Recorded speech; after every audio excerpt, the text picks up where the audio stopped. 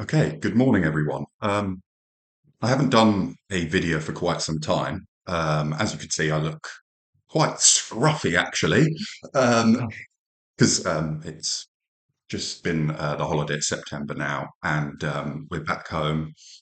Um, as you can see on my channel, I don't usually put out content, and I'm not a very good editor or artist, but I felt it right to kind of resume some discussion around literature and my kind of relationship to it, how it helps with mental health, how it can be a tool that's enriching and not used as a kind of like self-aggrandizing thing, as I feel it can be for certain people. Um, Myself, like we don't try to use it as a way to pick up ourselves. I think we maybe go to it, even though I'm speaking English, there's many other languages I wish I could do this in. We kind of use it just because we want a bit of comfort, I guess, in sort of trying times, um, especially it relates to the 21st century and,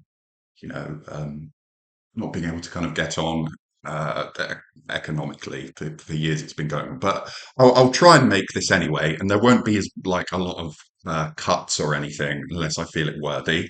Um, so that'll happen after the fact. But I guess I'll just start as I'm just having my coffee on this September morning. So we'll be discussing a writer's short stories and how you can read them and use them. Um, I'll maybe not just talk about one writer, I'll talk about a couple, um, and how we can maybe read some together and use that for your creative endeavors if you do want to write fiction or just like journal short pieces that can maybe turn into like longer form or even plays or anything. So I've not been a big advocate of short stories in terms of like writing them myself. I've only done literally like a few in my and they've not been published like in a magazine or anything or a newspaper. They're, I think, some of the hardest to write because so many people have like tried to, and there's so many short stories by Hemingway, Pasternak, Edgar Allan Poe, like even way, way back. Like there's just so many. I don't think you can ever like really find just a single few that are the best. And I don't think in terms of mind and as well, I don't think it's like really possible. You just have to kind of go at it. And there's like techniques you can sort of use for that. So I don't know, it's like story mapping or building, but you have to like you are essentially going in blind um, the outset because you have to use your life experiences to try and write a story in a very short space, like if it's 1,000 words, and think like, how am I going to map the story? How am I going to tell it and follow um, something called like story building, character, drive, mapping it out on the page, following a structure, and having a plot. And I know that's the word that's like horrors a lot of people, including me. It's like, what is the point? What is the plot to your story? And a lot of mine are just they generally do begin with a sentence as stupid as there was a book on the table, or that there I was walking today. Like it's literally that opening sentence. Is that boring? Unfortunately, yeah, unfortunately it is. Um, so we'll start with who I think is actually a very good exemplar of short stories. Um, wasn't actually her go-to in her life. She wrote novels and plays. Um, attempted to write a play. Known more for her novels and essays, but there is Virginia Woolf, and It's this collection called Selected Short Stories, which she experimented with in the 1910s. So it was during the uh, start of the 20th century, and First World War was going on, but she'd actually become a very, very respected writer and journalist already at the start of the 20th century.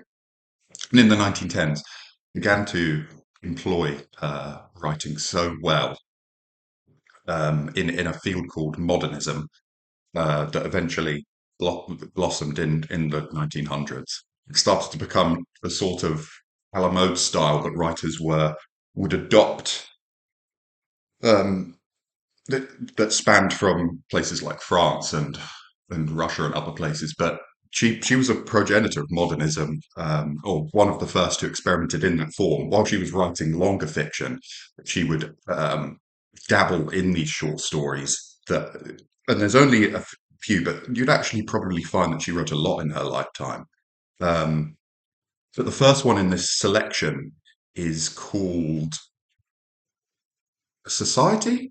It's actually it's actually called A Haunted House in this collection. But the naming of the short stories by her, they're only 2 pages, which is incredible. But like, there are loads of short stories in here, but some of them do only last a page or two because her ability to tell a story uh, that may have been biographical, it may not have been, was just so good. While she was writing her first novel, The Voyage Out, which was eventually published in 1915, I think it was. She was already putting together like things that were just a bit more shorter and spirit. Like she wanted to be able to just do what Poe did, century before, or like Thomas Hardy or Dickens or something, who would be able to just like write these short pieces that would get published in magazine and kind of think like, how do you do that? Essentially. So a haunted house, which is the first in here, literally begins whatever hour you woke, there was a door shutting. Full stop. Whatever hour you woke, there was a door shutting. The title is called A Haunted House. Perfect opening sentence because it means it pulls you in and you know it's going to be a kind of scary story. Whatever hour you woke, you heard a door shutting. That's an incredible ability to be able to think. She's using her life and going, I can write something very quick that's already going to pull the reader into what this is about. It's likely in a house, and the events that are going to take place are going to be haunting. There was a door shutting. She is awake when she's writing this.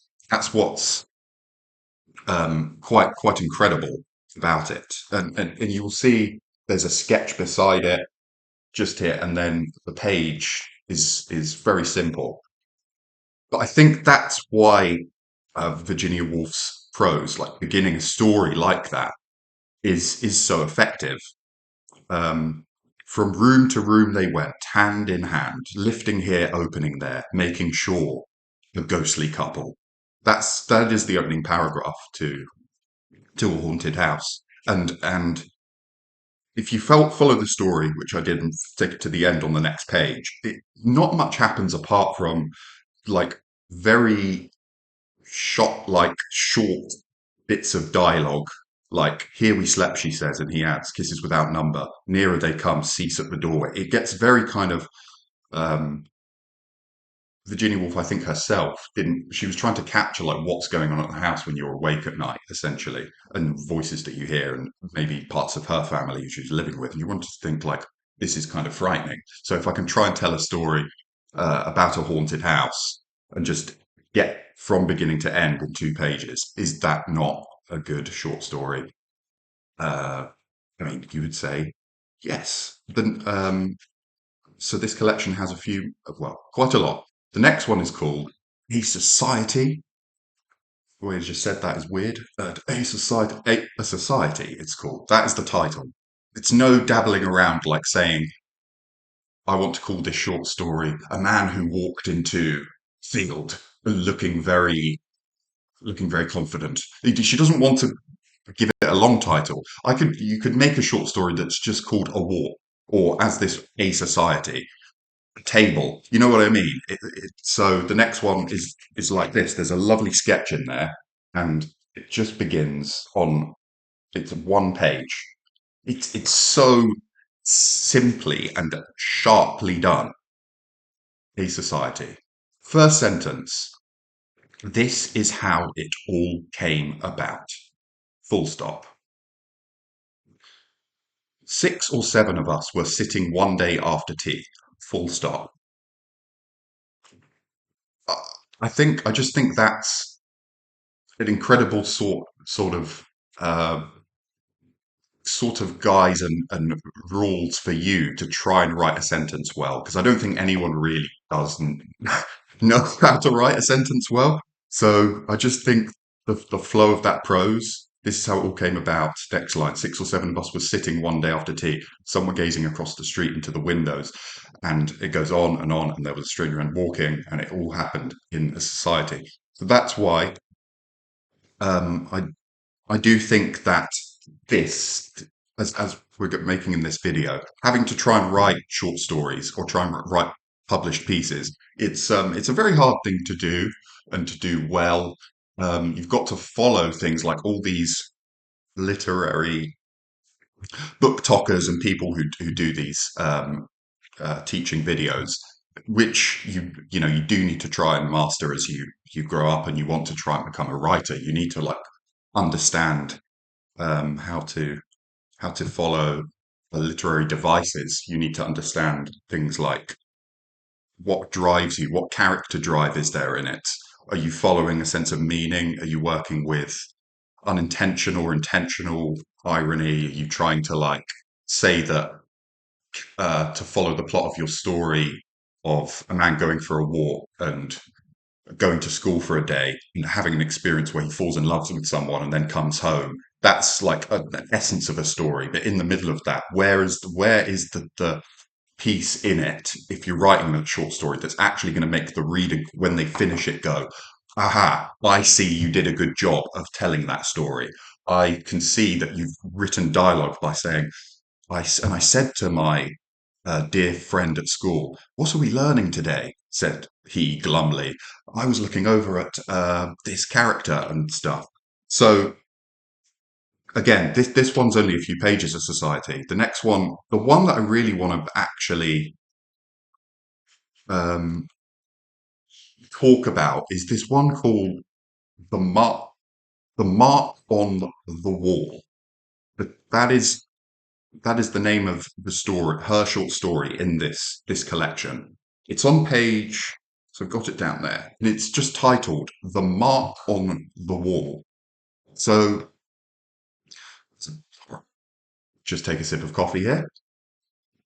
Hmm, you've probably clicked off by now. It's fine, but I will try and carry on with this lesson for as long as possible. Um, Perhaps it was the middle of January in the present year that I first looked up and saw the mark on full stop.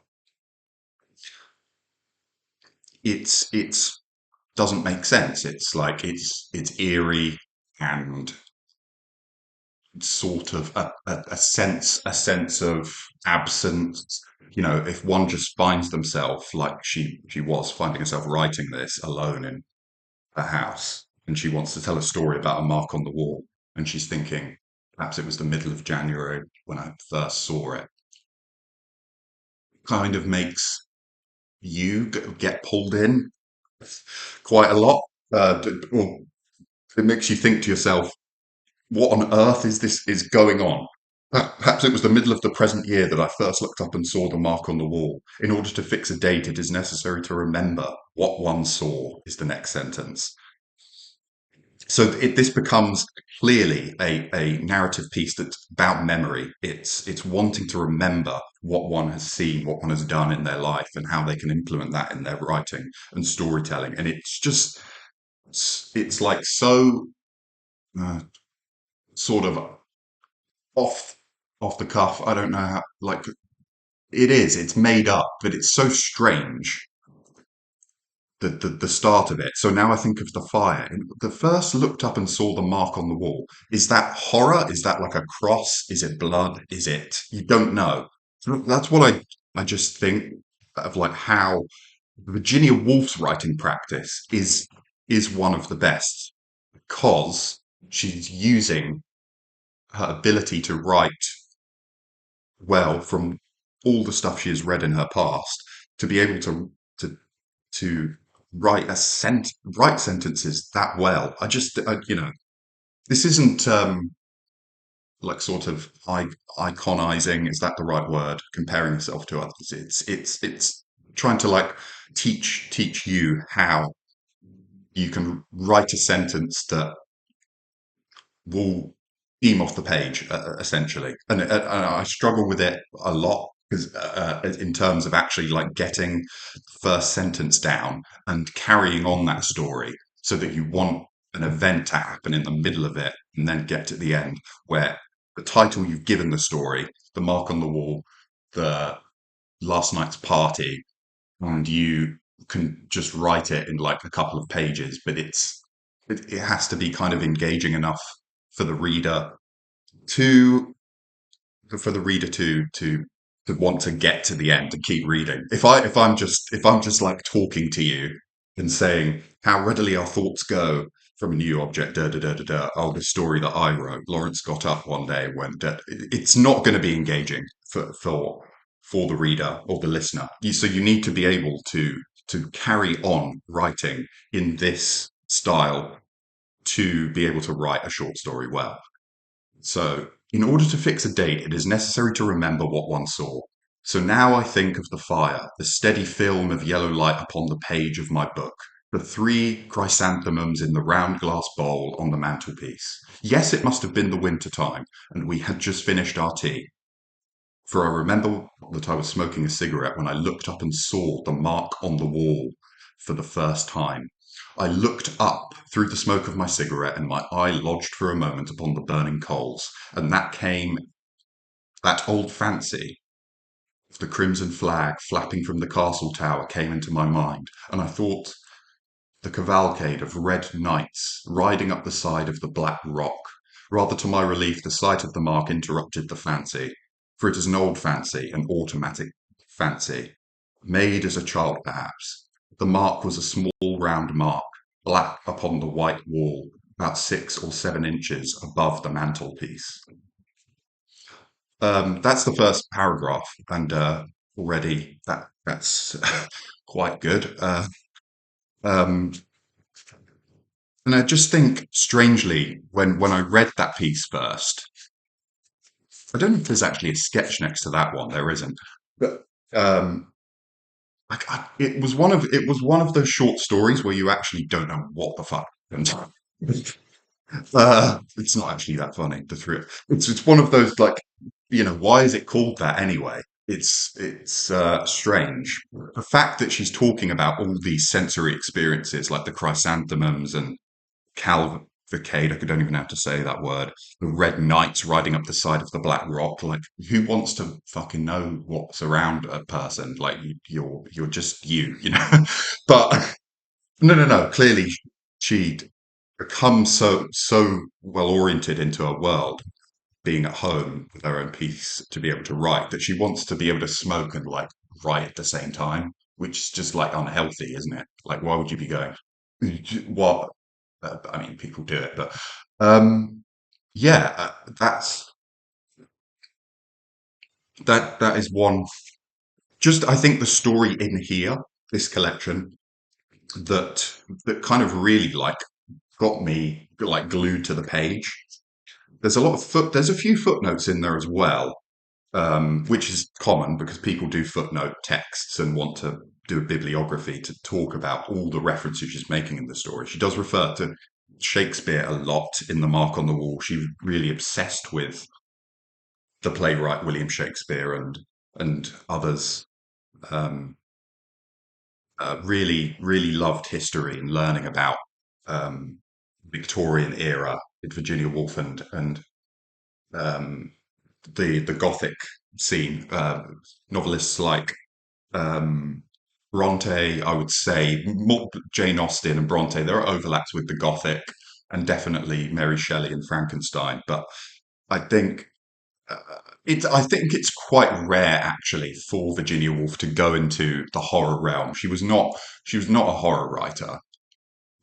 Even though some of her writing is imbued with quite scary stuff, I think she is like a realist, but wanted to be like quite modernist and unique, almost to the point of obsession, which was brought out through her studies and working life.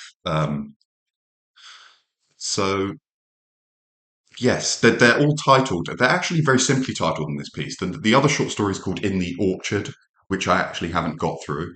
Um, a woman's college from outside, an unwritten novel. That's an interesting one in here that don't think I got through. It's titled an unwritten novel with another sketch in there, and that one lasts for like 5 or 6 pages. And I do remember reading this one and being she want in an unwritten novel. She kind of writes about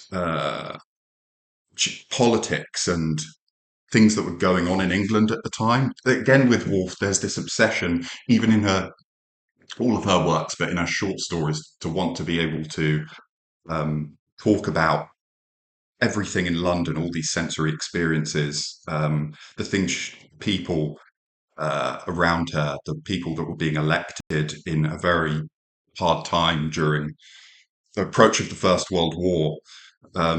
Which I think that she essentially wanted to be poetic, too poetic, I think was the danger with her. Because a lot of her short stories, like an unwritten novel, begin with something that's like a bit too sensory and more emotional. It's such an expression of unhappiness was enough by it. So that's how an unwritten novel begins. It's like she wants to talk about human emotions um, a lot, which is normal in writing, in fiction writing, because it is about human experience and that narrative drive to want to tell about events going on in one's life. So I think that's why we can take a very, very good amount of knowledge, not just from what I've read. I've not read a lot to you today yet. But a good amount of knowledge by the way that Virginia Woolf starts and then continues in her sentences, page by page. It's very pulling. It's very beaming, pulling, sparkles off the page all the time. It's wanting to bring a reader into the world of a writer suffering from mental illness and wanting to talk about everything going on around her, almost to the point of obsession. And you know, the weather changing, where she finds herself walking, who's the friend that she has to go and see, who's how healthy is she feeling? Like, is she smoking too much? Of course, so that's forget so Virginia Woolf selected short stories, and you can see if I show you it, that's a good, that's a length you would expect for a collection of short stories. It's not like it's not a big like big, Bible. I'm I haven't got loads of them around me, but it's the short stories. There are going to be collections in your life where you write a short story book that's like that big because you'll write loads of short stories. But a lot of short story books are going to be like literally 90 pages thin. If you're able to write this well and put in about 10 stories in your short story collection, then you've achieved, you've done quite a bloody good job. Not that I've yet, but I'm in the process of it. But yes, so they're titled. So we started with what did we start with again? A haunted house. Then we did a bit of a society. And then we did the mark on the wall and a bit of an unwritten novel. So good. Not, I'm going to carry on for a little while. I'm not going to leave it there. Um, I do think, as you can see, it's rare because Virginia Woolf was such a talented writer that all her novels were obviously like a lot longer than this. Some of them weren't. Um, Voyage Out is about 300 pages. Night and Day is about 500. Then the short story started burgeoning. Then there was Jacob's Room and Mrs. Dalloway. Again, kind of shortish books. So I just think it's very, very good if you are an aspiring writer or journaler sort of person or any artist. I don't know how I want to put it. Then you should look to Virginia Woolf, definitely. But I think also try and broaden your reading experience as well. So it's not just about that writer. You don't want to be comparing yourself to one. You want a good breadth. Essentially, you want to be writing from the heart and your own story. You can't. It's not all about copying at the end of the day. Mirroring is probably a better word. You want to be sort of mirroring writers, which is that doesn't really have a meaning. You can't just like be sitting there copying a textbook. You have to be. Maybe you have a text that's with you to help you with your prose and the way you write, if it's with a pen or if you type, whatever it is. But you should yeah, try and like use some writers and the short stories or any longer form that they've written and then then have a sit down and go, okay, what was that about? Maybe it had an effect on you, maybe not, and then try and like write a short story for yourself. That you can just try and do in like 1,000 words, something along that line. You know, because it's very hard. Because yeah, people want you to. They'll if you're thinking about trying to like write, I don't know, like a short piece or something. I don't know what I'm trying to say, like a sort of poem that you want to publish in a journal, like a Times or a magazine, and you'll submit to editors and stuff. They're not looking for, they want um, something good. So if I tell a friend that I'm thinking of writing about it, they'll say they want something sent to them in 100 words. If you're able to do that and tell a full story, then that's good enough for me. Uh, but it's so hard to do that. And I think, which is why I think looking to someone like Virginia Woolf and James Joyce and a lot of the modernists is a very, very good tool just to like sort of get you sort of started, if that makes sense. I don't think anyone really knows how they um, hmm, like sort of write what story they want to tell off the bat. They want to get a bit of inspiration going first, and the idea has to spring in. What is the first sentence you're going to like write down? What's the story first? Try and sort of map it somewhere. Oh, my cat's just arrived. So I think we'll leave it there for today. For now, I'm going to put out a video tomorrow as well. That's going to move up to the next lesson writer that I think you can try and emulate. Because there are some more books we could go through. But there's a starting point. You just have to pick maybe hopefully just a topic first to get you going, and then you can put out myself. But this is just a video about your writing practice. If you want to journal and start a short story that you're eventually going to like try and send off to get published, then just look for some inspiration first. See what's on your shelf or whatever, and then you can grab your feather, whatever it is that you write a quill. I actually just write with a pen or type. I don't.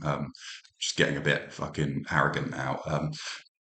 Yeah, like just jot some things down, and I will be back very soon with another self-help video about literature I'm trying to write. Um, read, and I will see you in the next one. Have a lovely day.